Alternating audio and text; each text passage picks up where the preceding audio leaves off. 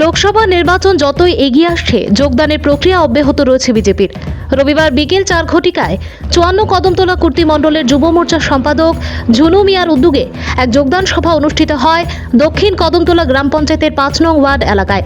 উক্ত যোগদান সভায় প্রধান বক্তা হিসেবে উপস্থিত ছিলেন বিজেপি উত্তর জেলা সাধারণ সম্পাদক কাজল দাস, কদমতলা কুর্তি মণ্ডল সভাপতি রাজা ধর, কদমতলা পঞ্চায়েত সমিতির চেয়ারম্যানের সুব্রত দেব সহ স্থানীয় পঞ্চায়েতের উপপ্রধান মান্না গোস্বামী। এদিনে যোগদান সভায় ভারতীয় গণতান্ত্রিক যুব ফেডারেশনের কদমতলা অঞ্চল সভাপতি দিলওয়ার হোসেন সহ 12 পরিবারের 37 জন ভোটার যোগ দিলেন বিজেপিতে। সভায় প্রত্যেক বক্তারা সিপিএম এবং কংগ্রেস দলকে তুলোধুনো করে কেন্দ্র ও রাজ্যের বিজেপি সরকারের ভূয়সী প্রশংসা করেন। জানা যায়, বিগত পঞ্চায়েত নির্বাচনে দক্ষিণ কদমতলা গ্রাম পঞ্চায়েতের এই 5 নং ওয়ার্ডটি সিপিএম এর দখলে ছিল। ভানুচন্দ্রের রিপোর্ট, আসাম প্রাইম নেটওয়ার্ক।